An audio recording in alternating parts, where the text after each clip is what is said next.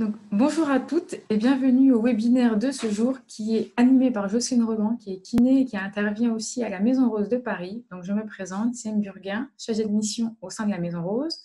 Donc, aujourd'hui, Rosa propose un atelier sur le thème routine quotidienne et les exercices à faire en kinésithérapie proposés par Jocelyne. Donc, il y aura un partage d'écran, ce sera en plusieurs fois. Donc, dans un premier temps, elle pourra vous montrer des exercices que vous pourrez reproduire. Et suite à cela, si vous le souhaitez, on pourra répondre à vos questions. Donc, Jocelyne, je te laisse la main. Oui, bien, bonjour à toutes. Je vais partager l'écran comme ça. En fait, je vous ai fait une petite présentation PowerPoint. N'hésitez pas, je le dis parce que parfois il y a des gens qui ne veulent pas, mais n'hésitez pas à photographier l'écran. Comme ça, vous aurez en mémoire les exercices. Alors, j'y vais, je partage.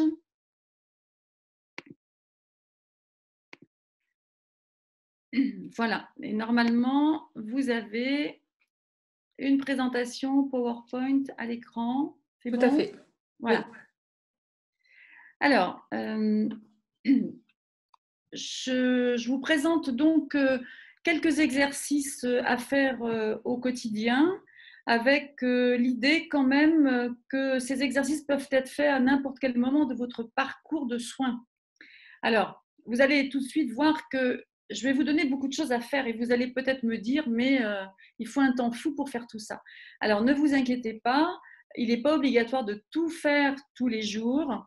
L'idée, c'est de vous donner des exemples de choses que vous pourrez mettre en place progressivement, à votre rythme et surtout en fonction de votre état et de votre état de fatigue, par exemple. Donc, n'hésitez pas à prendre quelques idées, à les mettre en place chez vous. D'abord, vous verrez que ça va vous faire beaucoup de bien. Ça va peut-être même sûrement vous défatiguer. Mais ne soyez pas un petit peu angoissé par le nombre d'exercices que je vais vous donner. Parce que c'est sûr que vous n'avez pas que ça à faire, vous avez plein d'autres choses à faire. Mais voilà, c'est plus une idée de picorer des petites idées par-ci, par-là, et puis de refaire ce qui vraiment vous fait du bien. Alors, je vous ai mis quelques informations sur la diapositive là pour vous dire qui je suis. Donc, je suis kinésithérapeute. Et puis, c'est vrai que je m'occupe beaucoup de femmes opérées du sein. Mais ce que je dois dire aussi, c'est que ce que je vous montre là, c'est valable pour plein d'autres interventions et puis d'autres cancers féminins. Si vous avez été victime d'un cancer pelvien, par exemple, eh bien, vous pourrez tout à fait faire les exercices parce que vous verrez que les exercices sont faits de manière globale et que l'idée, par exemple après une chimio, c'est de vous remuscler globalement parce que votre corps de femme s'est démusclé pendant les chimios et en fait, il sera autant question de muscler vos membres inférieurs que le fameux bras du côté opéré et puis aussi l'autre bras qui aura aussi subi des dommages à cause, par exemple, d'un cathéter ou à cause de la chimio. Donc, vous verrez que c'est très global tout ce que je vais vous montrer. Alors, j'ai donc d'abord mis des petits textes. Tout ça parce qu'en fait, ce qu'il faut que je vous dise, c'est que je suis en train d'écrire un livre avec tout un tas de conseils pour les femmes opérées du sein parce que moi, dans mon cabinet, je vois tous les jours des femmes qui ont des questions à poser, qui ne savent pas trop ce qu'elles ont le droit de faire, comment faire. Du coup, j'ai écrit un livre, ce sont des conseils du kiné au quotidien. Donc, c'est pour ça que ces textes-là, vous les retrouverez bientôt dans mon futur livre.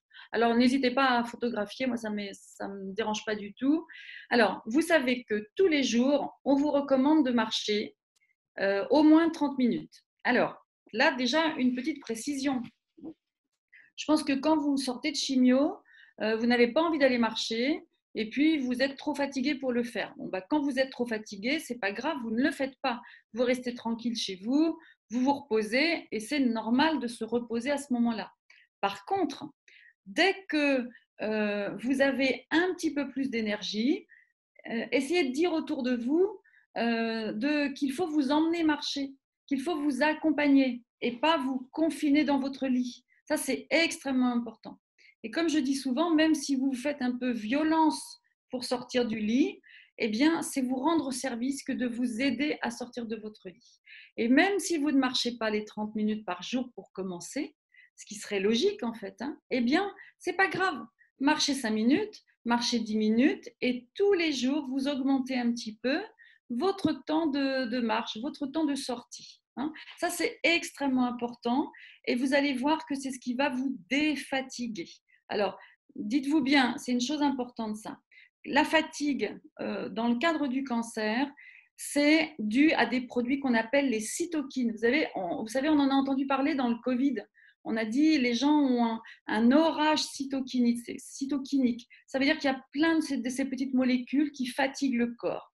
Eh bien, quand on fait de l'activité physique, nos muscles produisent des myokines, c'est-à-dire d'autres cytokines, mais des bonnes et des gentilles cytokines qui vont combattre les cytokines de l'inflammation qu'il y a dans le cancer et dans le traitement du cancer. Donc, ces cytokines, ce sont des substances les mauvaises cytokines, il faut les combattre. Et l'activité physique permet de les combattre. D'accord ? Donc, quand vous faites de l'activité physique, vous produisez des bonnes choses pour votre corps. Donc, c'est pour ça qu'on dit qu'il faut marcher au moins 30 minutes par jour. Vous allez venir progressivement remarcher et atteindre ces 30 minutes. Prenez votre temps. Une chose extrêmement importante, je ne veux pas que vous fassiez de la marche rapide. Ce mot ne veut rien dire. Parce que si vous êtes fatigué, vous ne la ferez pas, cette marche rapide. Donc, ce n'est pas ça qui est important. L'idée, c'est quelle que soit votre condition physique, vous allez marcher en essayant de tester votre respiration par rapport à la parole. Si vous êtes toujours capable de parler quand vous marchez, et puis capable de chanter, c'est que vous marchez trop lentement. Quel que soit votre état, accélérez un petit peu. Ça sera peut-être toujours pas rapide, hein, mais accélérez un petit peu. Et quand vous sentez que chanter devient difficile, mais que vous pouvez toujours parler, eh bien là, c'est la bonne respiration pour faire du bien à votre corps et pour faire de l'exercice. Donc, les deux extrêmes, je peux parler, je peux chanter, c'est que vous marchez trop lentement, quel que soit votre état. Si vous pouvez ni parler ni chanter, c'est que vous marchez trop vite, quel que soit votre état. Vous voyez, donc, par rapport à votre condition physique, qui est une condition physique aujourd'hui, eh bien, vous testez par rapport à votre respiration, parlez, chantez, par rapport à vous. Ça sera peut-être pas rapide, on s'en fiche. Ça sera une progression par rapport à rester dans votre lit. D'accord ? Et vous verrez que plus vous allez récupérer des muscles et de la condition physique, plus vous pourrez marcher plus vite et vous serez toujours capable de parler, mais peut-être que vous aurez du mal à chanter et ça, c'est bien. D'accord ? Ça, c'est extrêmement important. Moi, j'ai horreur de ce mot marche rapide parce que j'imagine bien que si vous sortez de chimio, vous ne pouvez pas faire une marche rapide. Par contre, plus vous serez tonique, plus vous marcherez rapidement. D'accord ? J'espère que si vous avez des questions, de toute façon, vous me les poserez tout à l'heure, il n'y a pas de souci. Deuxième chose à faire, surtout quand on est en chimio, quand on bouge moins, quand vous avez perdu de la condition physique, ce sont des étirements. Alors, les étirements, on dit globalement qu'on étire tous les grands groupes musculaires. Et moi, souvent, je dis à mes patientes que de s'étirer, ça fait circuler les produits de la chimio. Donc, quand vous êtes en chimio, vous savez que vous avez peut-être un peu envie de vous débarrasser de ces produits parce qu'ils ont tendance à vous donner des douleurs articulaires, des raideurs articulaires. Et le meilleur moyen, c'est de s'étirer parce que vous drainez vos muscles, parce que vous faites bouger vos articulations et ça va vous soulager. Alors, je vous ai fait ici des petites photos. On peut le faire ensemble hein, si vous voulez. Comme ça, ça vous permettra on peut toutes, hein, vous vous mettez toutes devant votre écran. Alors, je ne sais pas si on va bien me voir, mais j'essaye. Hein. Voilà, je vais mettre comme ça. J'ai mes petites lunettes. Premier exercice, vous allez croiser vos doigts derrière vous. Excuse-moi, Jocelyne, est-ce que l'on peut se demander à mettre en grand écran? Comme ça, on te verra mieux le temps de faire tes exercices. Vas-y. C'est moi qui fais ou c'est toi? Non, t'inquiète pas. Voilà, super. C'est bon, on te voit bien. Un tout petit peu, voilà. Alors, premier exercice, je mets mes mains dans le dos ici. Donc, allez-y doucement hein, si votre cathéter est placé depuis peu ou si ça tire sur le cathéter, vous allez doucement. Donc, les doigts sont croisés derrière, ici. Et je vais envoyer mes épaules en arrière tout en tendant mes coudes. Vous voyez? Je fais rouler mes épaules et je tire sur mes bras. Allez-y doucement au départ. Ça, c'est la routine à faire tous les jours. Donc, je suppose que par ailleurs, vous bougez vos bras, bien sûr, dans la vie quotidienne. Éventuellement, vous allez voir un kiné. Voilà. Vous voyez le premier exercice? ici, de tirer en arrière avec vos bras, mais surtout avec vos épaules. Ce sont vos épaules qui vont d'abord en arrière. Deuxième exercice, vous allez tendre vos bras devant vous et voyez que je peux, vous voyez ce que je fais avec mes paumes de main? Là, elles sont loin de moi et là, elles sont face à moi. L'idée, c'est que pendant que je fais ça, je souffle dans l'étirement. J'inspire quand je rapproche. Je souffle dans l'étirement. J'inspire quand je rapproche. Et toujours, vous allez essayer de vous étirer et d'être comme si vous étiez en représentation. Je ne suis pas comme ça pour faire mes étirements, mais j'essaye de mettre le buste en avant. Ce n'est pas le plus facile, j'imagine, quand on a été opéré du sein. Mais le fait de mettre le buste en avant, ça vous grandit, ça vous ouvre et ça met vos omoplates plutôt près de la colonne et non pas enroulés en avant. Et ça, c'est très, très important pour vos épaules, de tirer vos omoplates vers l'arrière. Alors, une fois que j'ai fait ce mouvement-là, alors vous pouvez répéter 5 fois, par exemple. Vous vous fixez, 5 étirements, c'est suffisant, n'en faites pas plus. Après, c'est celui-là. Vous allez monter vos bras au plafond. Alors, là, j'incline un tout petit peu l'écran, vous voyez bien ici. Et l'idée, c'est de tendre vos coudes, parce que peut-être que vos coudes, vous ne les étendez plus, parce que dans la vie quotidienne, on est toujours avec les bras fléchis. Donc ici, j'ai étendu mes coudes et je continue à les étendre ici. Et puis maintenant, je vais combiner une inclinaison. Donc ça donne ça, l'inclinaison, vous voyez? J'incline mes bras. Mais en fait, ce n'est pas tellement mes bras que j'incline, c'est mon bassin, je pousse à l'inverse. Vous voyez, là, je pousse sur mon bassin. Je reviens ici, dans l'inspire. En soufflant, je pousse ici. Et je reviens, j'inspire. Et je pousse. Et vous voyez, je ne fais pas ça, ou je ne me tasse pas. J'essaie toujours d'imaginer que je veux toucher le plafond et que je veux grandir. Même en m'inclinant, je grandis. Vous voyez, je m'étire, je m'étire, je m'étire et je passe d'un côté à l'autre. Et je m'étire encore, je m'étire pour m'incliner. Voyez, et ça va vous faire énormément de bien pour étirer toutes ces zones. Le creux axillaire, bien sûr. Alors, imaginons que vous n'avez pas encore suffisamment d'amplitude pour faire ça. Eh bien, c'est sûr que vous ne le faites pas. Par exemple, vous pouvez faire comme ça. Vous voyez, les mains aux épaules.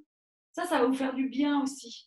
Ne forcez jamais, bien sûr. Et en fonction de la progression en kiné, vous allez pouvoir faire ces exercices ou pas tout de suite. Il n'y a pas d'urgence. Alors ensuite, on va faire un exercice qui est très intéressant, qui va consister, ma main droite ici, je la balance et je l'envoie sur mon omoplate gauche. Donc ça donne ça, ici. Alors, essayez pour faire ça de ne pas bouger votre cou, votre menton. Essayez de rester bien droit, de vous fixer un point au plafond en face de vous et vous allez chercher loin comme ça. Parce que souvent, on oublie les mouvements, on pense aux mouvements d'écartement, mais on oublie les mouvements ici, globaux, jusqu'à l'omoplate. Et puis, on change de côté. Hop. Et puis, on peut alterner. Et voyez là, regardez, je vais essayer de cheminer sous mon omoplate. Vous voyez, avec mes doigts. Et alors, moi, souvent, je dis quelque chose pour vous aider, parce que j'imagine, je vous disais, vous avez beaucoup de choses à faire dans la journée. Quand je suis sous la douche, je vais me frotter le dos. Eh bien, je vais me frotter le dos ici, à droite. Je vais me frotter le dos ici, à gauche. Vous voyez? Pourquoi le faire dans la journée alors qu'on pourrait le faire dans sa douche?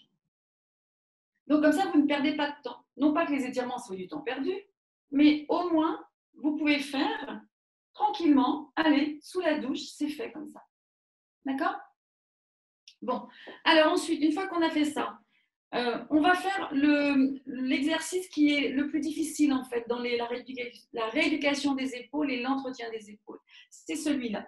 Je passe une main, alors je vous montre mon dos, ici, vous voyez, je vais passer une main par au-dessus et une main par en dessous.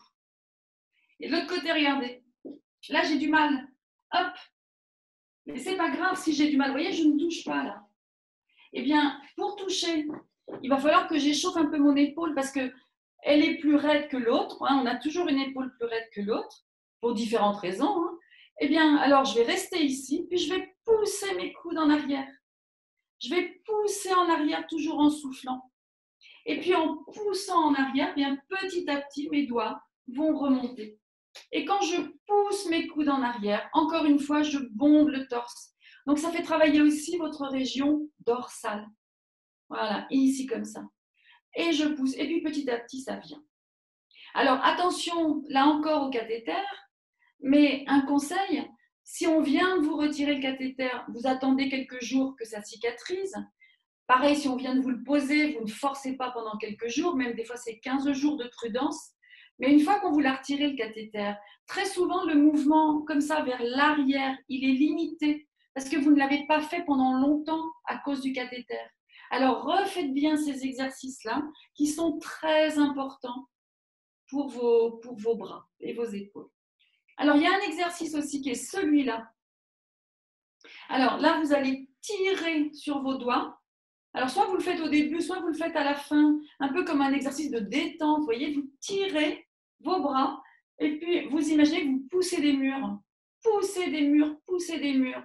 Et ça va tirer sur tout l'ensemble. Si par exemple vous avez eu des cordes, ça va être un très bon exercice d'étirement des cordes. Et puis enfin, le dernier, c'est celui-là. Vous mettez les mains sur la tête et là, vous poussez vos coudes en arrière.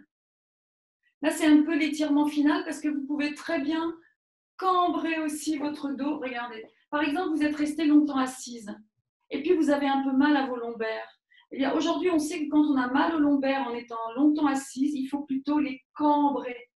Voyez? Et là, encore une fois, je vais cambrer mon dos, tirer mes épaules en arrière. Il n'y a aucun souci à le faire. Vous pouvez y aller, ça va vous faire du bien. Et surtout si vous êtes un peu refermé sur la zone opérée, ça va vous faire beaucoup de bien d'étirer comme ça. Voilà, je crois que j'en ai pas oublié là. On va regarder ensemble la fiche. Ah oui, alors j'en ai oublié un, voilà. C'est ça, c'est celui-là que j'ai oublié. Vous le voyez à l'écran, là, celui où en bas. Alors, il est tout simple, celui-là, je vais vous le montrer rapidement.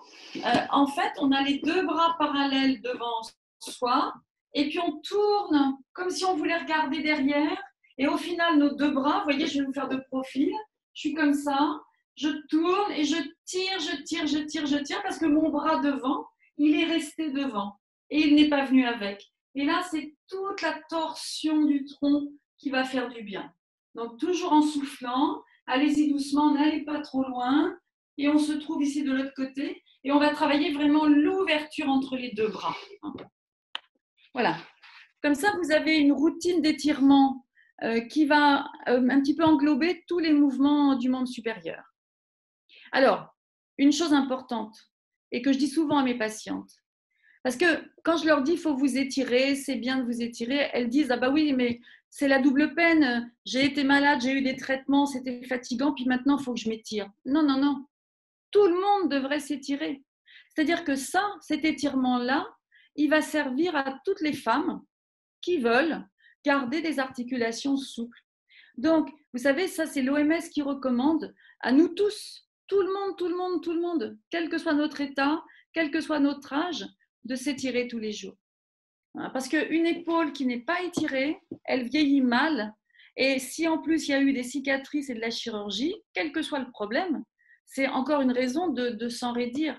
Donc, ce n'est pas vous parce que vous avez eu ce parcours, c'est tout le monde, tout le monde, tout le monde. Donc, ne le prenez pas comme une punition, mais plutôt comme quelque chose qui va vous permettre de garder des articulations en bon état. Alors, ensuite, il y a la routine du bas du corps. Alors, celle-là, elle est un peu plus difficile, mais on va quand même la faire. Hein. Par contre, alors, on va peut-être la faire après. On la fera à la fin, hein, si tu veux bien, parce que je voudrais montrer déjà d'autres exercices. Parce que là, je vous ai fait une routine un peu musclante, mais parce qu'aujourd'hui, on sait que c'est ce qui permet de s'étirer aussi, c'est d'avoir des bons muscles forts pour tirer vers les zones que l'on veut assouplir. Donc, on va la faire après celle-là, parce que sinon, elle va être un petit peu difficile. Alors, on continue. Ça, c'est en plus des étirements que je viens de vous montrer. Ça, c'est l'étirement spécifique dans le cadre de la chirurgie du sein. C'est l'étirement des muscles pectoraux. Alors, là, je ne vais pas vous le montrer parce que c'est assez clair sur les photos, mais vous pouvez le faire chez vous en direct. vous allez vous mettre debout contre un mur et vous allez essayer de coller vos fesses au mur et l'arrière de votre crâne au mur. Les pieds sont collés au mur, mais ça, ce n'est pas obligatoire. Si jamais c'est trop difficile d'être comme ça, hein, on dit les bras en chandelier, eh bien, vous avez le droit d'avancer un peu vos pieds.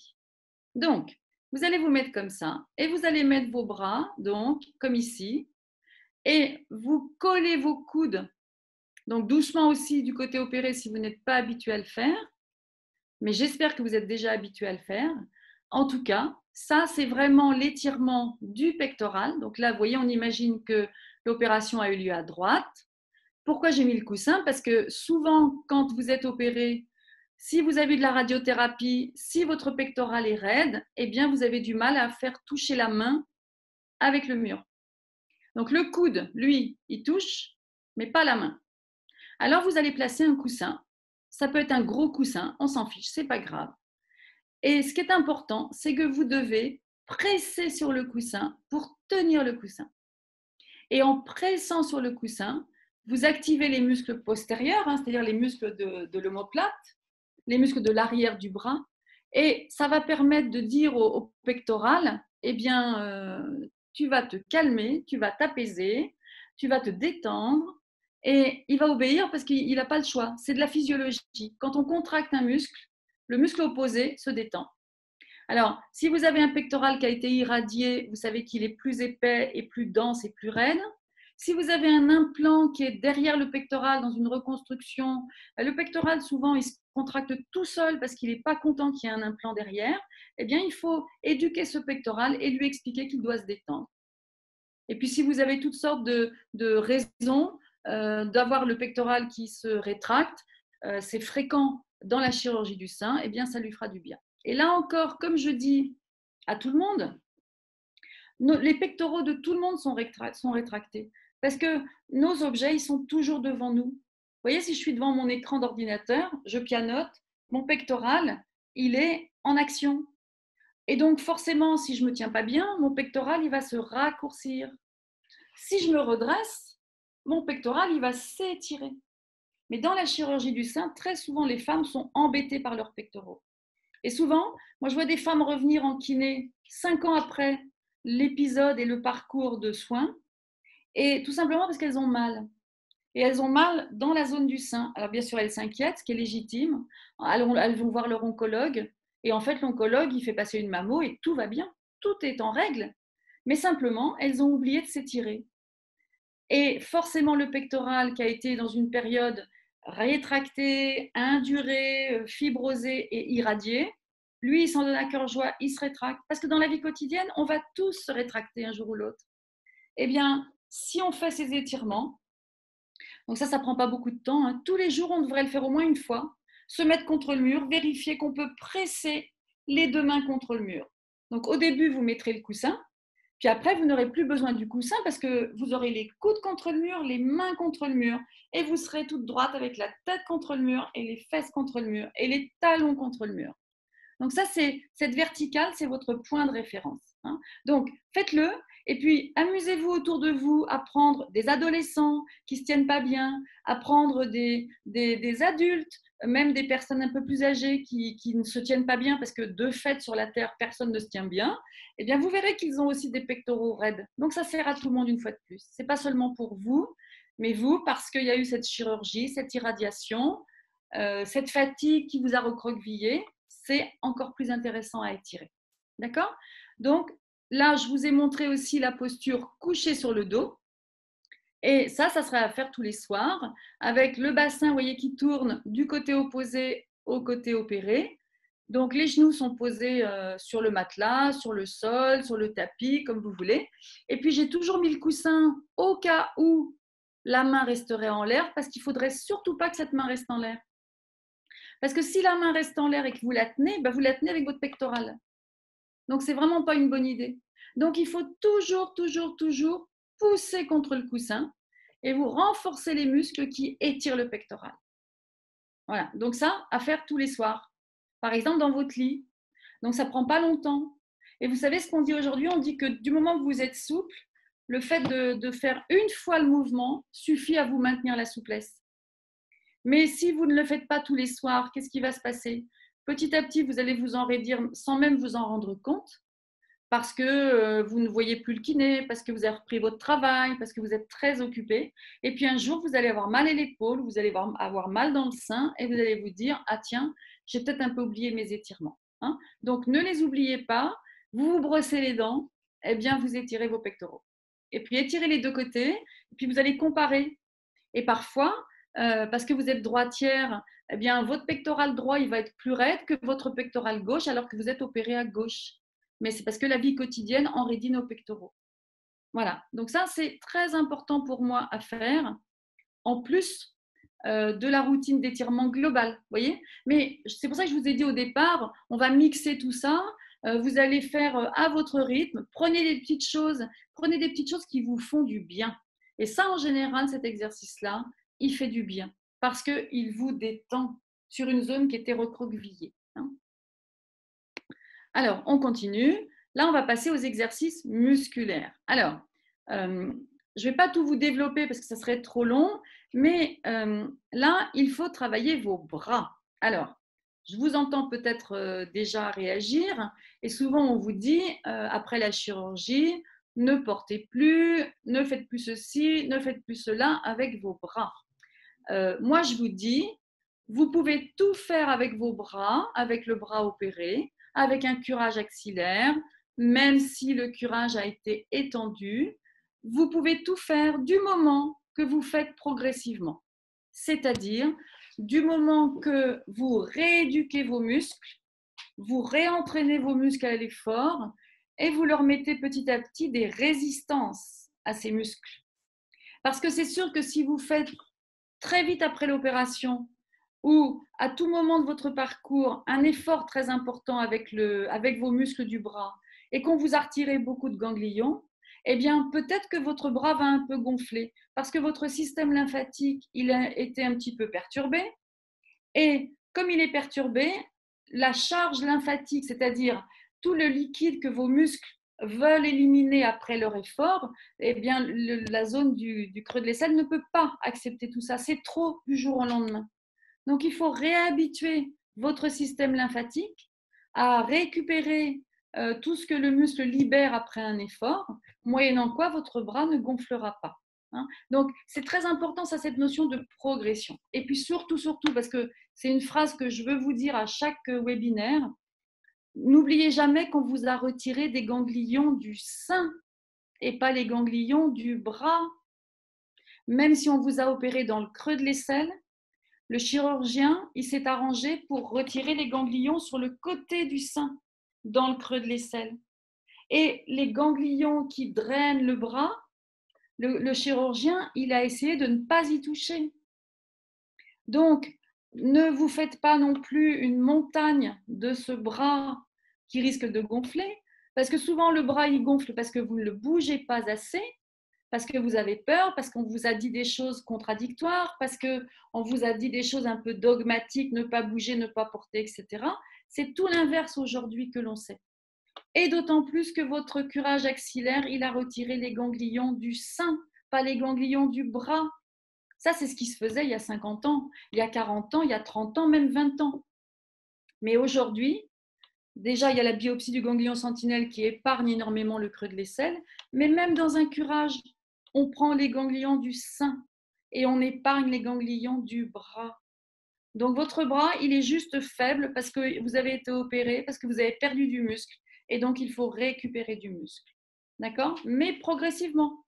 Si vous avez repassé 2 heures en sortant de l'hôpital parce que chez vous, il y avait le panier de linge qui vous attendait et que votre bras il s'est un peu engourdi, qu'il a un peu gonflé, eh ben, c'est parce que l'effort était trop important et qu'il aurait fallu repasser non pas 2 heures, mais un quart d'heure. Et puis d'abord faire des exercices musclants pour que votre bras il récupère un peu sa musculature. Vous voyez, ce n'est pas du tout parce qu'on vous avait retiré des ganglions, c'est parce que votre bras il n'était plus habitué à fonctionner. Donc, les exercices là qu'on va faire, alors, j'ai fait exprès, puisque je suis chez moi, là, pour tout vous dire, je n'ai pas la sangle, parce qu'elle est au cabinet, et j'ai pris une écharpe, vous voyez, j'ai mis une écharpe, et j'ai mis une écharpe avec une chaise. Je ne sais pas si on voit la chaise, donc je vais orienter un tout petit peu. Voilà. Alors, ce n'est pas pratique parce que moi, je suis toute seule chez moi et j'ai personne pour s'asseoir sur ma chaise. Mais l'idée, c'était de vous montrer que vous pouvez, avec une simple écharpe, avec un meuble, avec une rambarde. Moi, j'ai une fenêtre, j'aurais pu me mettre à la fenêtre et accrocher ma sangle. Et l'idée, c'est que dès que vous avez un bout de tissu bien fixé quelque part, ça peut vous servir de sangle élastique. Alors là, qui ne sera pas élastique, mais ça peut vous servir de sangle pour faire du renforcement musculaire. D'accord? Donc, on va revoir les exercices, même si on ne les fait pas, ce n'est pas grave. On va reprendre, je repartage l'écran, si tu veux bien. Je peux? Oui, tu peux. Voilà, merci. Je repartage l'écran. Voilà. Alors, regardez ce qu'on fait avec, alors, là, je vous ai mis une sangle que moi, j'aime bien. C'est une sangle qui s'achète sur Internet chez Stelvoren. C'est un magasin de matériel de gym, hein, de pilates. Et c'est une sangle qui est très confortable et puis qui a cette petite chose-là qui s'accroche dans une porte. Alors, c'est très pratique parce que du coup, c'est solide. Et ça ne vous demande pas de trouver un meuble ou une chaise sur laquelle il y aura quelqu'un d'assis. Donc, vous serez plus autonome pour faire vos exercices. Ça vous fait comme un petit gymnase à la maison. Vous laissez votre sangle fixée dans une porte. Hein. Ça peut se fixer soit dans la fermeture de la porte, soit dans l'articulation de la porte. Vous savez, donc c'est très, très pratique. Alors, qu'est-ce que je fais avec cette sangle? C'est tout bête ce que je fais. Je tire dessus. Vous voyez? Regardez, je vous remontre avec mon écharpe, mais ça sera pareil avec l'écharpe. Regardez ce que je fais là. J'écarte, vous me voyez comme ça, je me mets un peu de biais. Alors, je tiens mon écharpe. Là, je vous dis, j'ai personne sur le... Ah ben, je vais tenir avec le pied, vous verrez pas. Voilà. Regardez comment je fais. Je tire vers l'arrière. C'est-à-dire qu'en fait, mon bras, il fait ça. Et ça, c'est le meilleur mouvement qui soit pour rééduquer une épaule et pour tirer sur un pectoral trop fort. Donc, voilà, je fixe ma chaise et je tire. Ou bien, je mets mes coudes contre mon corps ici et je vais écarter mes mains. Ça, c'est l'autre photo. Je repartage.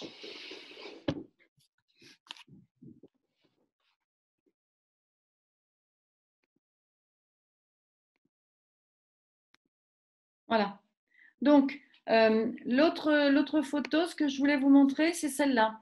Ici, vous avez les coudes collés au corps. Vous voyez, ma sangle, elle est attachée devant moi. Et je vais écarter mes mains alors que mes coudes restent au corps. Et je vais sentir derrière, parce que ce qui est important, c'est ce qui se passe derrière. Je vais essayer de resserrer mes omoplates. Voilà, donc ça, c'est avec celui-là, ce qu'on appelle le tirage et puis l'écartement des mains. Ça fait travailler, vous sentez, vous allez voir, ça va faire travailler les muscles de votre dos. Et après, ça peut donner lieu à celui-là. C'est-à-dire, une fois que vous avez écarté vos mains, vous pouvez les monter comme ça. Alors, ça donne cet exercice-là ou celui-là. C'est-à-dire que je monte mes mains, puis je tends mes bras. Tout ça contre la résistance de la sangle ou de mon écharpe. Alors là, il me faut une grande écharpe, bien évidemment. C'est pour ça qu'une sangle élastique, c'est beaucoup plus pratique. Mais ce que je veux dire aussi là, ce qui est important, c'est que ce n'est pas la peine que la sangle soit tendue, puis que vous forciez. Non, parce que ça sera trop dur, ça. Et vos bras, à cause de la chimio, ils ont été affaiblis. Et votre bras du côté opéré, à cause de l'opération ou de la radiothérapie, il a été aussi affaibli. Donc, allez-y doucement. Au départ, vous serez toute proche du point d'attache de la sangle. Parce que comme ça sera juste un petit exercice contre une petite résistance. Puis après, vous vous mettrez plus loin. Et comme ça, en étant loin, votre sangle, elle sera tendue, tendue, tendue. Du coup, ça vous fera plus d'efforts. Hein, c'est pour ça qu'une sangle élastique est importante. Alors, quand je fais un exercice avec une sangle, eh bien, quand je fais mon exercice, je lutte contre ma sangle élastique. Et quand je reviens, c'est mon élastique qui me ramène. Eh bien, moi, je freine la force de mon élastique. Et comme ça, j'ai un travail de mes muscles dans l'aller et les mêmes muscles qui travaillent en freinant le retour.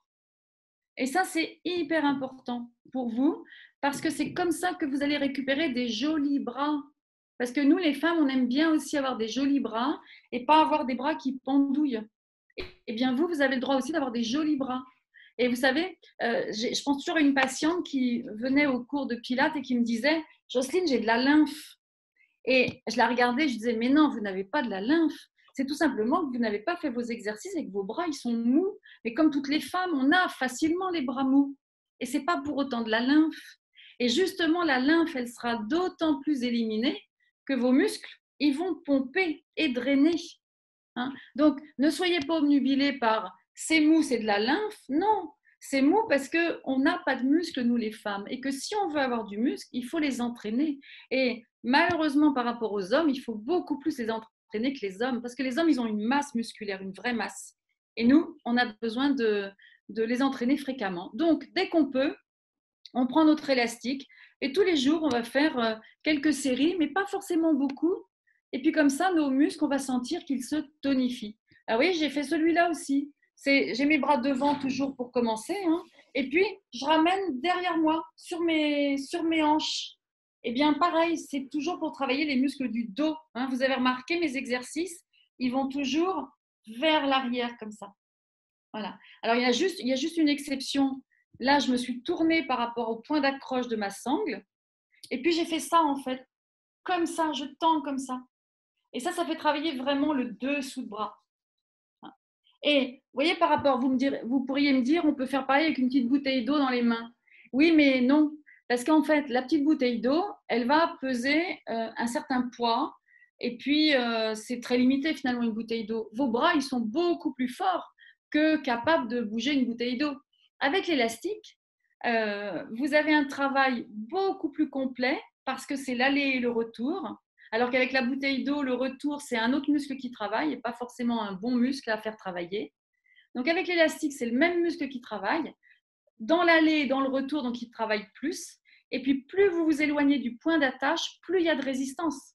Et vous êtes bien au-delà du poids de l'haltère ou du poids de la bouteille d'eau. Hein. Donc pensez, soyez un peu plus ambitieuse et optimiste. Hein. Vos bras, vous allez voir, ils vont se renforcer, ils vont se muscler. Et d'autant plus qu'à côté, vous ferez de l'activité physique avec vos bras. Il ne faut pas avoir peur. Mais l'activité physique avec vos bras, vous l'aurez commencé en faisant cette routine. C'est pour ça que dès que vous êtes opéré, dès que vous avez le feu vert de votre kiné, et logiquement, c'est votre kiné qui vous donne les exercices à faire comme ça. Hein. Moi, ces exercices-là, je les donne à mes patientes. Donc, c'est le rôle du kiné de vous les donner. Allez, on continue. Alors, là, c'est une chose toute simple, c'est l'idée de refaire du muscle sans y penser. Alors, refaire du muscle sans y penser, ça veut dire quoi? Alors, je vous ai mis ce petit dessin là. Donc, j'espère que vous êtes chez vous et que vous avez une chaise à proximité, parce qu'on va le faire. Alors là, peut-être que tu peux reprendre l'écran s'il te plaît. Tiens. Voilà. Alors, je mets ma chaise. Alors, ma chaise, je vais la mettre contre un mur. Parce que comme ça évite d'avoir une chaise qui risque de glisser. Mais pour vous montrer, moi, je vais la mettre de profil. J'incline un peu mon écran pour que vous puissiez voir. Voilà. Je m'assois. Alors, je suis dans ma maison. Je fais plein de choses. Tout d'un coup, je veux m'asseoir. Alors, comment je m'assois? Je m'assois. Bon, ben là, j'ai perdu une occasion de faire ma gym. Et j'ai perdu une occasion de muscler mes membres inférieurs. À cause de la chimio, vos membres inférieurs, il y a une étude qui l'a montré, ils ont perdu 25% de la force. Si vos muscles des membres inférieurs ont perdu 25% de la force, ça veut dire malheureusement que quand vous serez après la chimio et en hormonaux, vous allez prendre du poids. Mais pourquoi vous allez prendre du poids? Pas à cause de l'hormonaux. C'est d'abord la chimio qui va vous faire prendre du poids. Parce que quand vous perdez du muscle, votre métabolisme, il chute. Le métabolisme, c'est ce que votre moteur consomme. Si votre moteur il est affaibli parce qu'il n'y a plus de muscle, il va consommer moins. Et si vous mangez pareil, vous stockez. Donc le stockage attribué à l'hormonaux, vous le commencez en chimio, après la chimio. Et celles qui n'ont pas de chimio mais qui vont directement vers l'hormonaux, c'est en fait le vieillissement des muscles qui va faire prendre du poids. Donc, il faudrait, nous les femmes, mais toutes les femmes, il faudrait qu'on fasse du muscle toute notre vie pour bien vieillir. Et au lieu de s'asseoir en se laissant tomber sur la chaise, puis maintenant je me relève, allez, je me relève, oh là là, je me relève, ben, j'ai perdu une occasion de faire de la gym. Alors voilà comment on se lève et on s'assoit.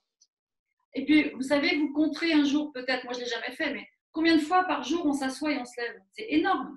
Alors autant que ça soit utile. On y va. Je m'approche de la chaise. Je m'arrête. Maintenant, je vais descendre, m'asseoir. Je vais chercher ma chaise avec mes fesses. Je descends, je descends, je descends. Et je m'assois. D'accord? Puis maintenant, je me relève. Je me penche en avant, dos plat. Je me penche en avant. Et là, je vais doucement, doucement, doucement. Et je me relève. Est-ce que vous l'avez fait, vous, en direct? Allez, on y va. Siam, je ne t'ai pas vu le faire, toi. On descend, on descend, on descend, on descend, on descend. Et je m'assois. Et je remonte. Allez, je remonte. Je remonte, je remonte. Et voilà. Et là, si vous l'avez fait, je pense que vous pouvez le dire et peut-être l'écrire hein, sur la conversation. Là, il faudrait que je regarde les conversations.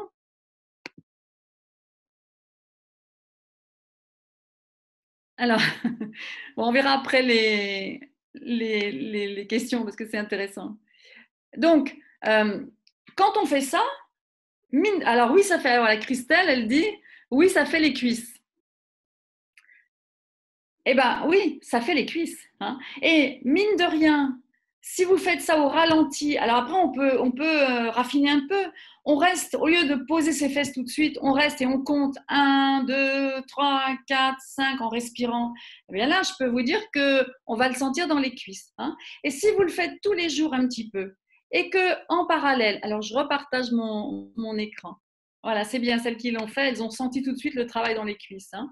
Alors, si par exemple vous montez vos escaliers, moi ce qui m'agace tout le temps, c'est de voir les femmes sur les escaliers mécaniques dans les transports en commun. Bon, les transports en commun en ce moment c'est un peu compliqué, et puis il n'y a pas des escaliers mécaniques partout, au sens tout le monde n'a pas un métro, etc. Mais dès qu'on a un escalier, il faudrait le monter et le descendre. Et si on est sur un escalier mécanique, eh bien on marche quand même dessus. Vous voyez, on ne reste pas sans rien faire. Parce que toutes les femmes veulent perdre du poids, toutes les femmes font des régimes, mais toutes les femmes sont statiques sur les escaliers mécaniques. Il faut savoir ce qu'on veut. Donc, après une chimio, votre masse musculaire, elle en a vraiment pris un coup. Eh bien, même pendant la chimio, si vous commencez à faire ces exercices, si vous reprenez l'activité physique que vous faisiez avant, vous n'allez pas perdre vos muscles. Ça, c'est démontré aussi. Et puis, si vous avez déjà perdu vos muscles, eh bien, ne vous inquiétez pas, ils vont revenir. Mais comme nous sommes des femmes, eh bien, nous devons faire beaucoup d'efforts pour que ça revienne. Mais ça revient. Simplement, il faut le faire. Alors voilà un exemple tout bête. Se relever et s'asseoir, et ça va vous permettre de vous muscler. Et puis, un conseil, apprenez ça à toutes les personnes âgées, parce que les personnes âgées, elles se laissent tomber dans leur chaise, et puis elles oublient de faire travailler leurs jambes. Donc, c'est bien de les entretenir au niveau de leurs jambes. Et puis, toutes les femmes devraient faire ça parce que ça leur permet de conserver une masse musculaire. Hein. Donc, c'est vraiment tout bête et c'est très intéressant. Et puis, si jamais il y a des gens qui vous disent que ce n'est pas élégant, mais c'est parce que je l'ai fait au ralenti. Mais maintenant, je le fais en accéléré. Regardez, je viens m'asseoir. Regardez, je viens m'asseoir. Hop, je descends. Vous voyez, hop, je monte. C'est élégant, ça. Et je le fais, hop, je descends. Mais là, j'ai quand même fait travailler mes jambes. Vous voyez, je ne me suis pas laissée tomber complètement avachie. D'accord? Donc ça, pensez-y, c'est hyper important. Alors, maintenant, refaire du muscle sans y penser, c'est aussi porter. On vous a dit, ne portez pas vos enfants, ne portez pas une charge. Mais on aurait dû vous dire, après la chirurgie, il y a bien sûr une fragilité. Donc pendant quelques semaines, on ne porte pas parce que le chirurgien, il a recousu, il a fait des cicatrices. On ne veut pas tout faire lâcher. Mais après, vous avez le droit de reporter du moment que vous portez progressivement et du moment que vous portez avec vos jambes. On ne porte pas avec ses bras, on porte avec ses jambes. Et ça, n'importe quel kiné vous l'expliquera. Si vous avez mal au dos, on a dû vous dire, portez en pliant les jambes et puis en gardant le dos droit et en sortant les fesses, un peu comme je l'ai fait pour m'asseoir. Bon, ça, c'est valable pour vous aussi par rapport à votre bras. Donc, vous portez dans vos bras, mais en fait, ce sont vos jambes qui portent, c'est votre périnée qui porte, c'est votre ventre qui porte, ce sont vos lombaires qui portent. D'accord? Donc, ne vous abstenez pas de porter parce que du coup, vous ne refaites pas du muscle. Hein.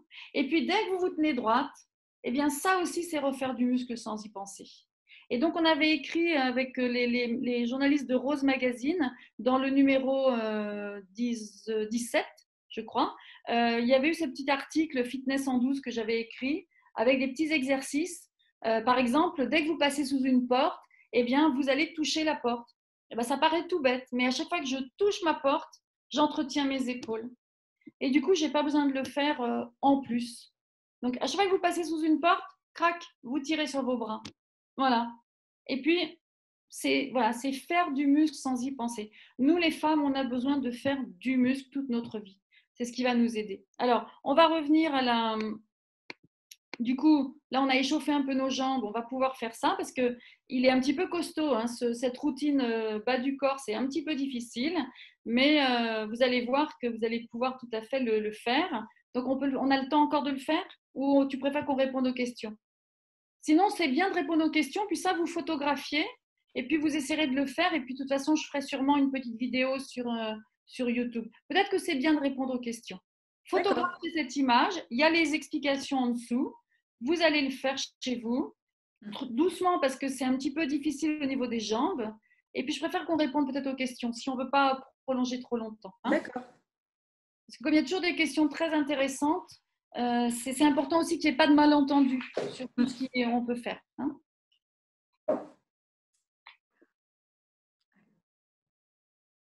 Je te laisse voir les questions ou tu veux que je regarde les questions?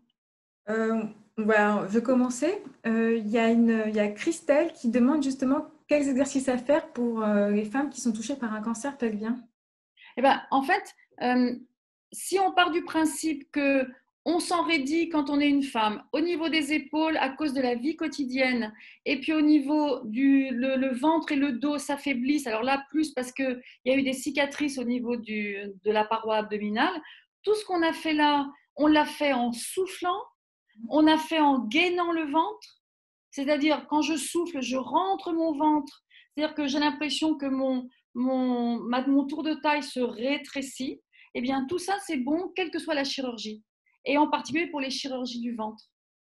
D'accord? Donc, tout ce que je vous ai montré là, vous pouvez le faire avec quand même toujours une précaution, c'est que normalement, vous avez affaire à un kinésithérapeute qui doit faire la rééducation des zones opérées. La rééducation des zones opérées, c'est déjà renforcer et assouplir les zones opérées pour qu'elles reviennent à un niveau basique. Et après, ce que je vous ai montré, c'est entretenir et améliorer ce niveau que le kiné a récupéré. Donc, même avec une chirurgie pelvienne, il faudrait aller voir un kiné qui vérifie que le périnée est solide, que l'abdomen est solide, que la personne sait contracter son abdomen, récupérer, faire un petit peu d'exercice d'abdominaux, mais très simple, un peu comme on fait en pilates, en tenue de ventre, et après faire des choses un peu plus poussées. Mais tout ce qu'on a fait là, c'est valable, j'ai envie de dire, pour toutes les femmes. Il y a une femme qui demande justement, donc elle a eu il y a peu de temps une marcobiopsie, donc de son bras gauche qui est un peu coincé, donc elle a perdu en amplitude. Et au niveau des exercices à suggérer, notamment, ceux que tu disais contre le mur peut-être. Est-ce qu'il y a d'autres exercices à proposer? Voilà, dès la biopsie, hein, quand il y a, même avec enfin, les macrobiopsies avec le mammotome, c'est très traumatisant pour les femmes et pour le sein. Donc il y a déjà des attitudes, mais là, moi je dirais, c'est déjà l'idée d'aller voir un kiné, voir s'il n'y a pas une pathologie d'épaule qui gêne en plus. Mais tout ce que je vous ai montré là, les étirements qu'on a fait dans la routine et le travail contre le mur, c'est tout à fait ce qu'on va faire dès la biopsie en fait. Parce que moi je dis que le parcours des femmes, c'est dès la biopsie que ça traumatise les épaules, les tissus. Donc, il ne faut pas hésiter à le faire dès à présent. Et même, vous voyez, si on pouvait préparer les femmes à l'opération, eh bien, on devrait déjà s'inquiéter de savoir si les pectoraux sont souples avant l'opération et apprendre à faire bouger ses omoplates avant l'opération. Il y a Isabelle qui demande comment s'assurer que l'on contracte bien son périnée. Alors, c'est une très bonne question parce que le périnée, comment on le contracte? On le contracte en retenant un gaz, comme si on retenait un gaz ou comme si on arrêtait de faire pipi. Alors, ce qu'il ne faut jamais faire, parce que ce n'est pas bon pour la vessie, c'est de réellement s'arrêter de faire pipi quand on est en train de le faire. Parce qu'à force, on risquerait de garder de l'urine dans la vessie et ça, c'est très mauvais parce que ça pourrait faire de la stase et s'infecter. Mais si vraiment on veut être sûr, on peut le faire une fois. d'arrêter le jet d'urine. On peut le faire une fois, c'est autorisé, mais ce n'est pas un exercice, c'est un test. Par contre, retenir un gaz, je pense que tout le monde sait. On arrive dans un ascenseur, on est un petit peu dérangé au niveau abdominal, au niveau intestinal, et puis on sent qu'il y a un gaz qui va partir, et puis on essaye de le retenir. Eh bien, ça, c'est vraiment contracter son périnée. Donc, si on imagine qu'on est en train de retenir un gaz qui veut nous échapper, eh bien, on sent que ça contracte le périnée. Et c'est difficile de sentir le périnée. Donc, c'est pour ça qu'on a affaire parfois à un kinésithérapeute spécialisé qui va, soit à l'aide d'une sonde, soit à l'aide d'un toucher vaginal, s'assurer que notre périnée se contracte bien. Et si on a un compagnon, eh bien, c'est serrer le sexe du compagnon pendant les rapports. Eh bien là, ça prouve qu'on sait faire fonctionner son périnée. Donc, et puis si ce n'est pas possible, eh bien, on a cette idée de resserrer, de retenir un gaz et d'imaginer qu'on retient nos urines. D'accord. Et quels exercices à faire, notamment quand on a perdu au niveau abdominal? Alors là, là, il faudrait faire une vraie rééducation abdominale, mais déjà l'idée, c'est en étant assise sur sa chaise, on met ses mains dans les lombaires pour ne pas bouger les lombaires. Quand on met les mains dans les lombaires en étant assise, ça nous creuse un peu nos lombaires. Donc, ça nous met en bonne position notre ventre. Dans cette position, on va essayer en soufflant et en restant bien grande. Justement, on va sentir qu'on peut serrer notre périnée et qu'on peut souffler en emmenant notre nombril vers la colonne. Ça, c'est le travail de la gaine abdominale en gainage.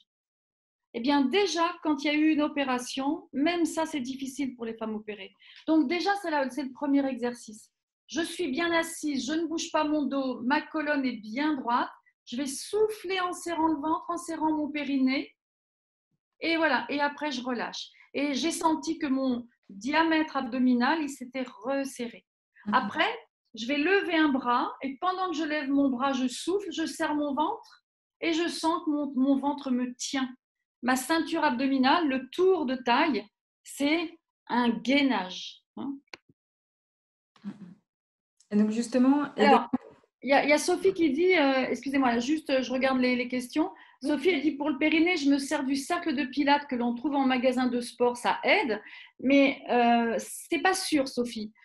Si votre périnée, il se contracte avec les adducteurs, vous, c'est peut-être bien parce que votre périnée, il est actif. Pour une femme qui n'a pas conscience de son périnée, ça a été démontré qu'il n'y a aucune synergie entre le périnée et les adducteurs. Ça, c'est une idée reçue.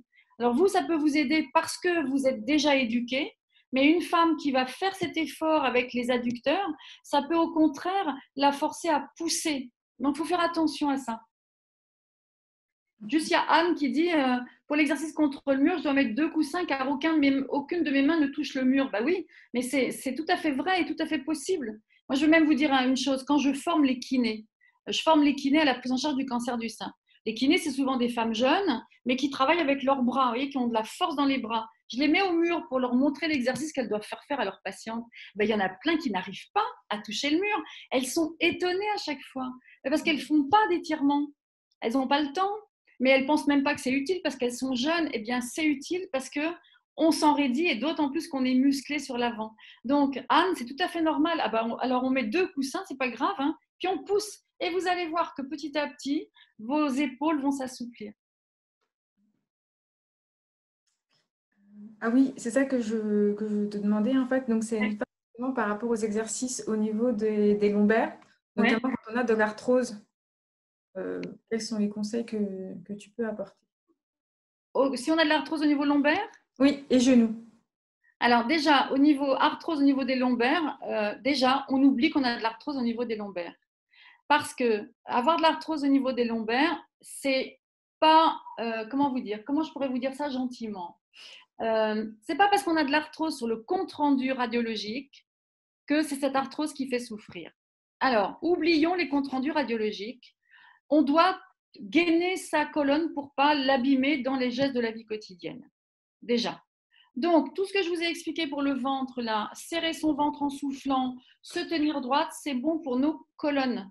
Mais il faut oublier qu'on a de l'arthrose. Les gens, souvent en cabinet de kiné, ils arrivent avec des comptes rendus très long, et puis il y a tous les problèmes de la terre, et puis du coup, ils se font une idée. Peut-être qu'ils ont mal, mais peut-être que ce n'est pas à cause de l'arthrose. Ils ont souvent mal parce qu'ils ne se tiennent pas bien assis.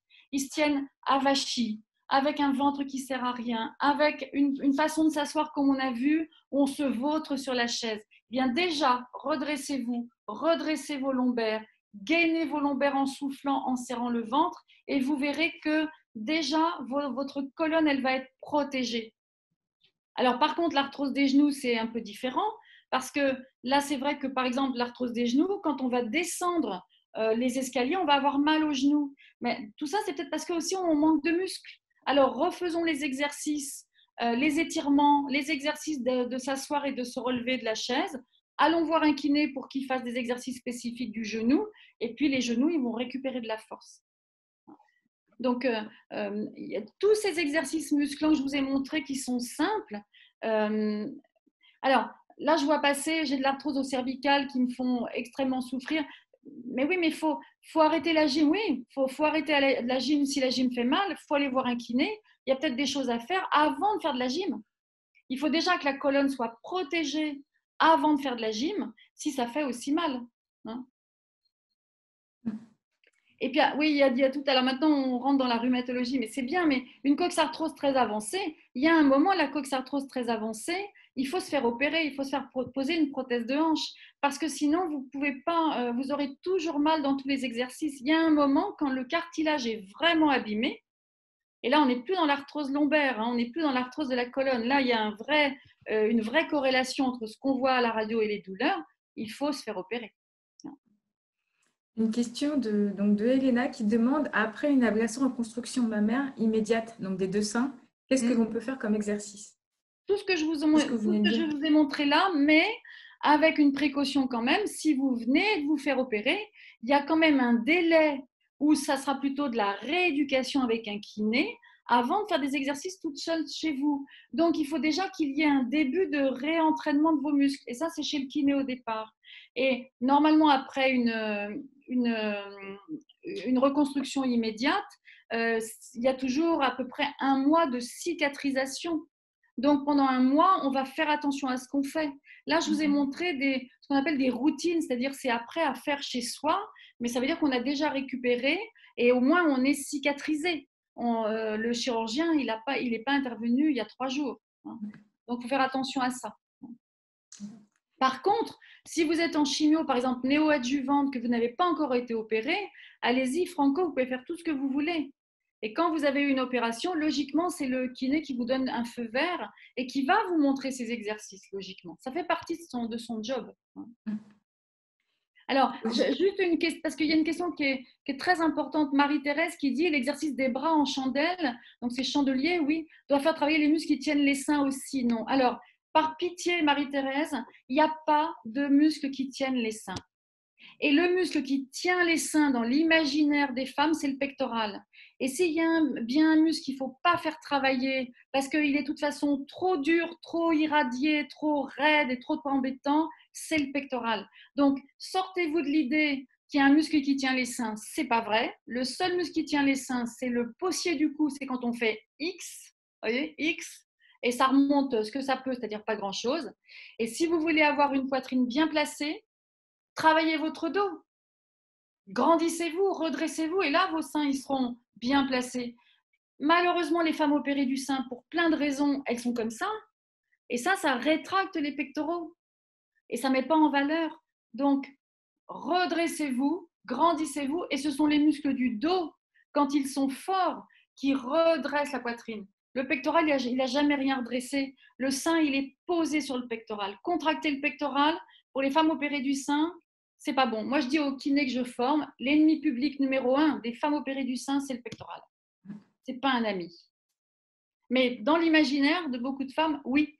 Et beaucoup de profs de gym, ils disent aux femmes, on va travailler votre pectoral. Et en aquagym, par exemple, ils font toujours ramener l'eau devant. Ça, c'est une catastrophe pour les femmes opérées du sein. Poussez l'eau derrière, vous allez vous muscler le dos, ça va vous rendre service pour toute votre vie.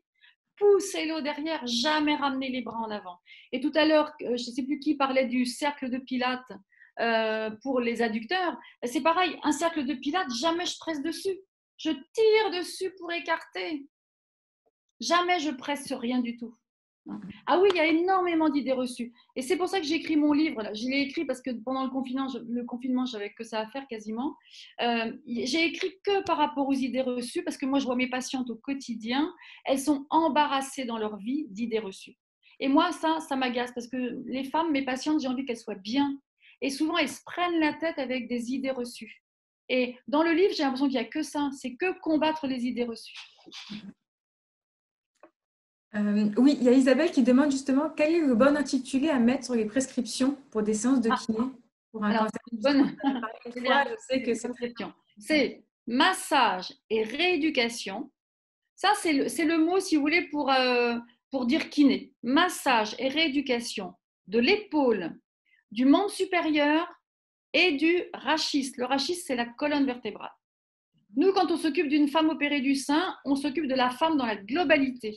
Mais pour que ce soit pris en charge et bien remboursé, c'est épaule, membre supérieur, rachis ou thorax.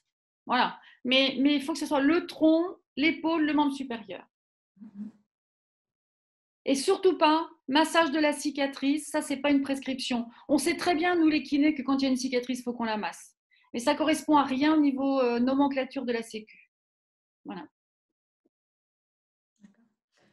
Il y a Martine qui nous dit en fait elle a fini sa chimio il y a 15 jours de cela Oui, et en fait elle a beaucoup gonflé au niveau donc oui. j'imagine au niveau du bras et donc les Alors au niveau du exercices. bras ou au niveau du corps? Parce que pendant les chimios, il y a souvent de la cortisone qui est donnée pour apaiser l'inflammation des traitements.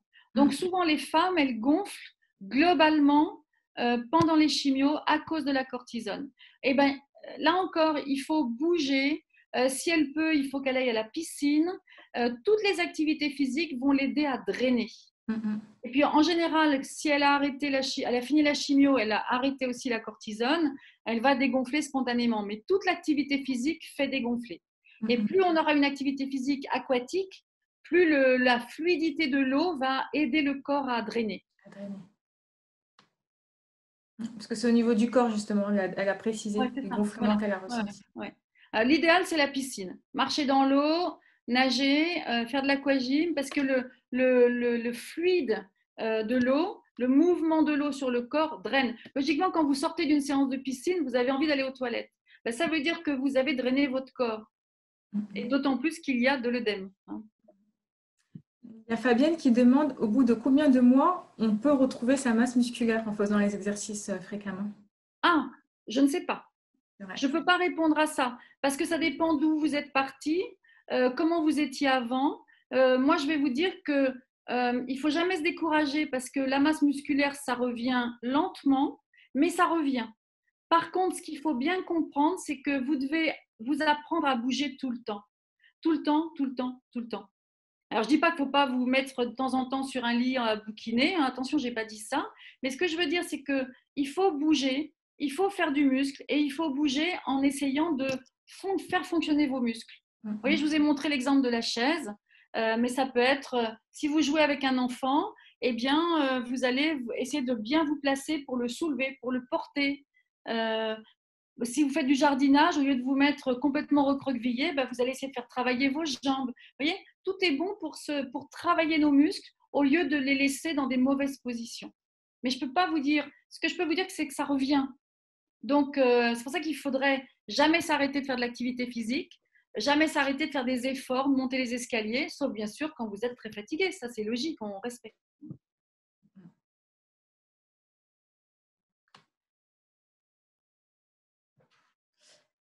Non. J'ai pas de nouvelles questions. Il y a juste des femmes justement qui demandent si on pourra leur transmettre ton support par Oui, mail. bien sûr, je vais vous le Mhm. donner. Et puis, bien sûr, bien sûr, bien sûr.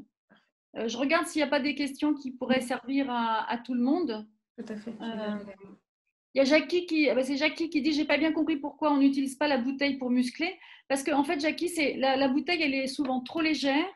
Et puis en fait, quand vous avez un élastique sur lequel vous tirez et l'élastique vous ramène, on fait travailler le même muscle.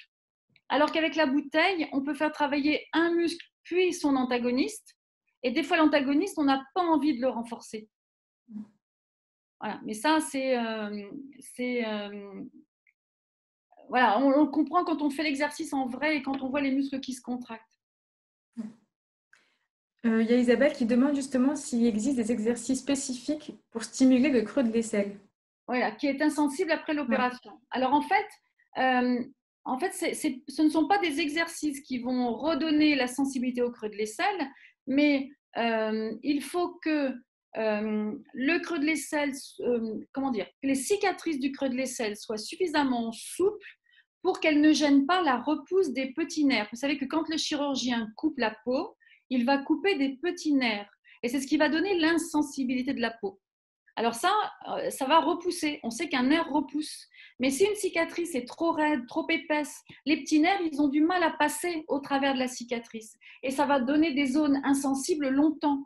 Donc, c'est quand on masse les cicatrices, quand on étire les épaules, c'est là où on va permettre à cette insensibilité de récupérer et donc à la sensibilité de revenir. Donc là, on n'est pas trop dans le musculaire, mais on est dans le massage des cicatrices et l'assouplissement des articulations. Alors oui, je sais que les élastiques, ils sont en rupture de stock actuellement. Voilà, mais ça va revenir, hein, ils vont en fabriquer d'autres. Marianne dit que si on a un antécédent de tendinite de l'épaule, comment fait-on quand les exercices réveillent la douleur? Alors, Marianne, on ne fait pas l'exercice qui réveille la douleur, c'est qu'on ne le fait pas bien ou avec trop de résistance. Donc, il faut refaire de la kinésithérapie pour apaiser cette épaule et revoir les exercices qui font mal avec le kiné. Parce qu'il doit vous dire pourquoi elles font mal.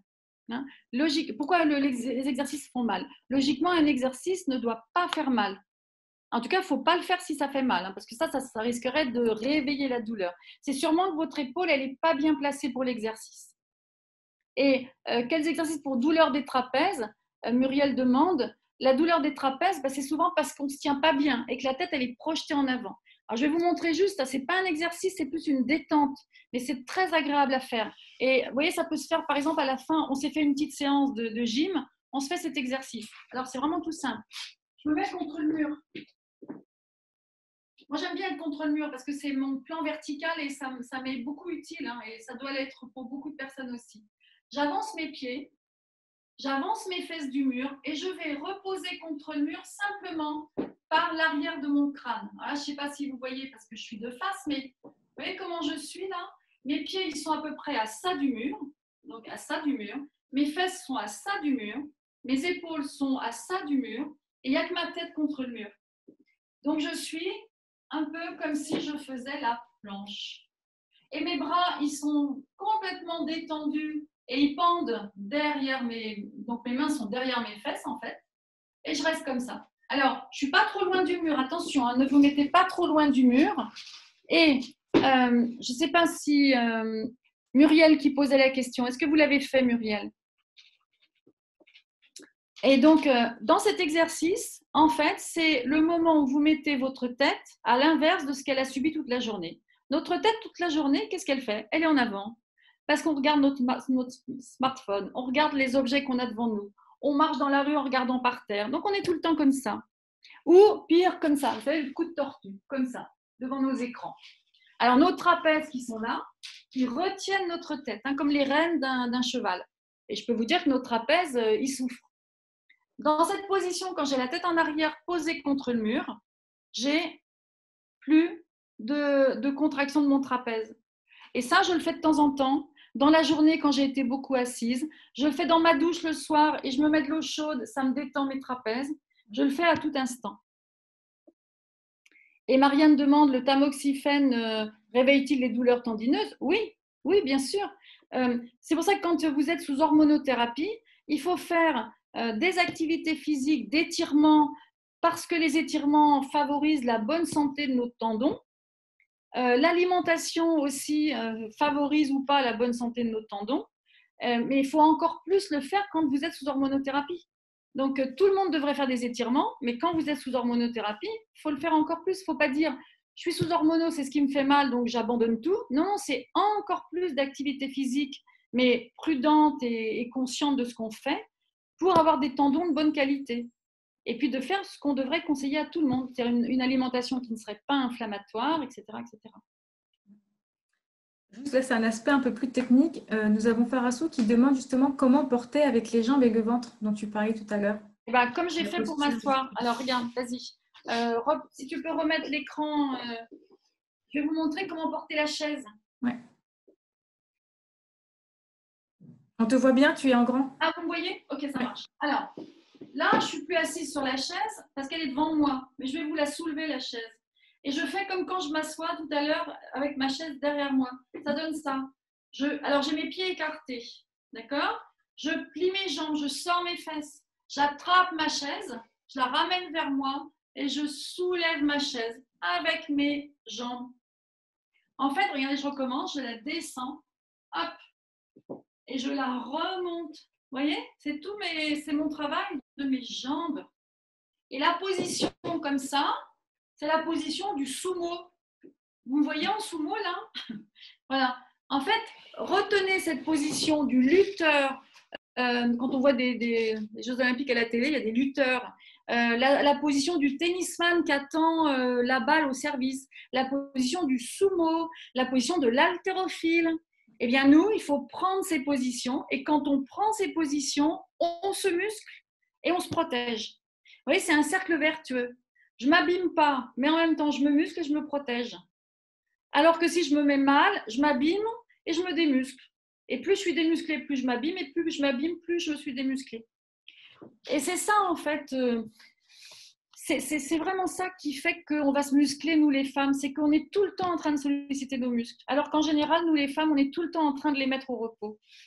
Et vous avez vu, là, en ce moment, il y a des publications où ils disent que les femmes ne respectent pas les consignes de l'OMS par rapport à l'activité physique. Mais c'est normal parce que les femmes, on a plein d'autres choses à penser. La fameuse charge mentale, la famille, la maison, le travail, etc. Et puis vous, en plus, les traitements à suivre.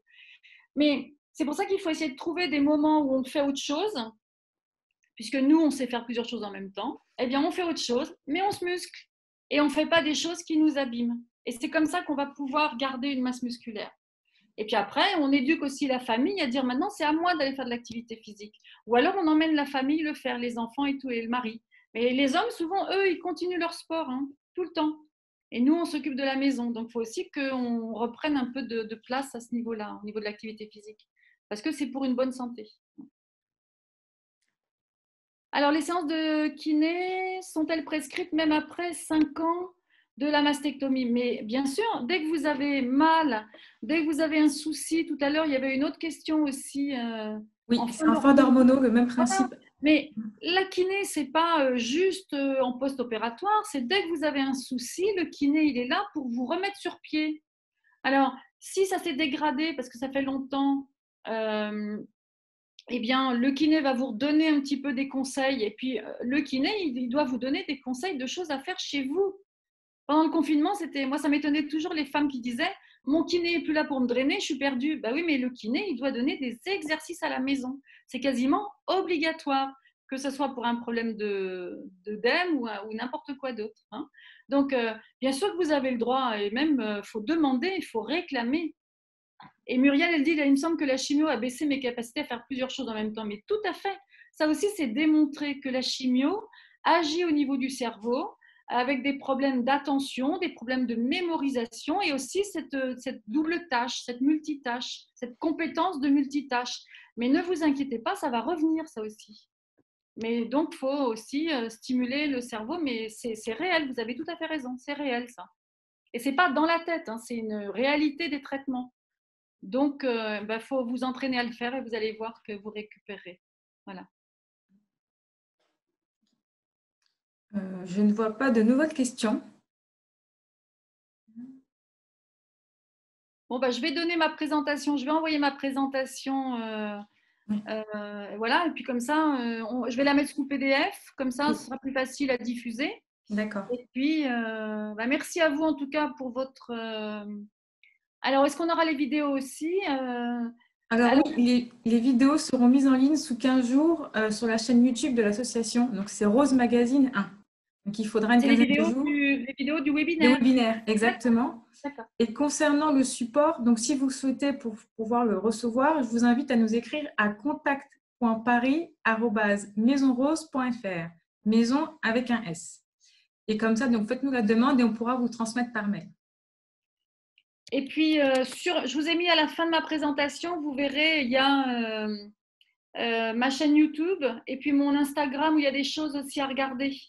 Tout à Donc, fait. je vais continuer à en mettre. Et puis, j'écris ce livre vraiment aussi parce que il y a beaucoup de choses à dire. Hein. Si vous saviez tout ce qu'il y a à dire pour remettre les pendules à l'heure, en fait. Hein.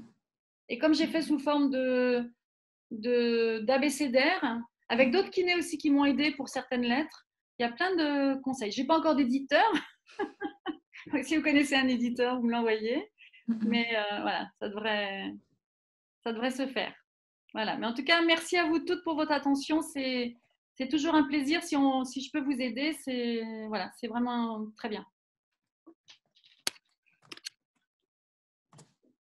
Très bien. Bah, écoutez, merci à tous d'avoir participé à cet atelier. Merci à Jocelyne pour avoir animé une nouvelle fois ce webinaire. Avec plaisir. Donc, on vous remercie à tous d'avoir participé. Donc, cet atelier est proposé par RoseUp qui accompagne donc, les femmes qui sont touchées par un cancer. Tous les ateliers, tous les webinaires sont en ligne sur le programme en ligne, donc aussi bien sur le site des Maisons Roses, donc celle de Bordeaux et de Paris, mais également sur le site de roseup.fr avec un onglet qui est dédié, en plus des articles et des parutions qui sont mis en ligne régulièrement. Je vous invite également, si vous le souhaitez, à vous inscrire à la newsletter donc, de RoseUp pour recevoir les dernières actualités. Et également, si vous le souhaitez, pour recevoir les dernières notifications, à vous inscrire à la chaîne YouTube de RoseUp. Donc, je vous remercie à toutes. Merci de nous soutenir et à très bientôt. Au revoir. Au revoir, Jocelyne. Merci. Au revoir.